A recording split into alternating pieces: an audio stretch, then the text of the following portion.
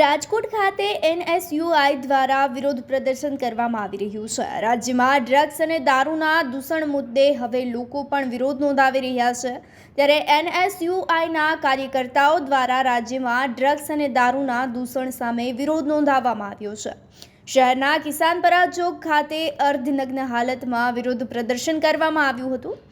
NSUI road ચક્કાજામ કરવાનો પણ પ્રયાસ કરવામાં આવ્યો હતો। પોલીસ દ્વારા તમામ કાર્યકર્તાઓની અટકાયત કરી લેવામાં આવી છે। તેમની સાથે હવે ધોરણસરની કાર્યવાહી હાથ ધરવામાં આવશે। પરંતુ હાલ જે રાજકોટનો માહોલ ગરમાયો છે તેને લઈ લોકો પણ ચોંકી ઉઠ્યા છે। ખાસ કરીને રાજકોટની અંદર NSUIના કાર્યકર્તાઓ દ્વારા અર્ધનગ્ન અવસ્થાની અંદર વિરોધ કરવામાં આવી રહ્યો છે, જેને લઈ હવે લોકો પણ ચોંકી ઉઠ્યા છે।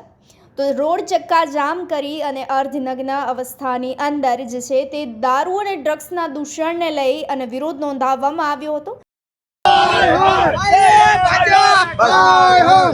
ખાસ કરીને ગુજરાતમાં જે નશાખોરીનું પ્રમાણ વધી રહ્યું છે, આ નશાખોરીના પ્રમાણથી મુક્તિ અપાવવા માટે આજે NSUI દ્વારા રોડ પર ઉતરીને આંદોલનનો પ્રોગ્રામ કર્યો છે।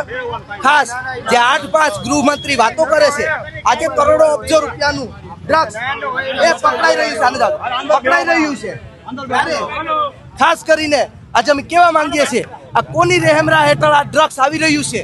આમાં ક્યાંક ને ક્યાંક ભારતીય જનતા પાર્ટીના આગેવાનો નેતાઓ પણ ઇન્વોલ્વમેન્ટ હોય, એના કારણે આજે આજનો યુવા એ બરબાદ થઈ રહ્યો છે અને આ બરબાદીના માર્ગેથી એને દૂર કરવા માટે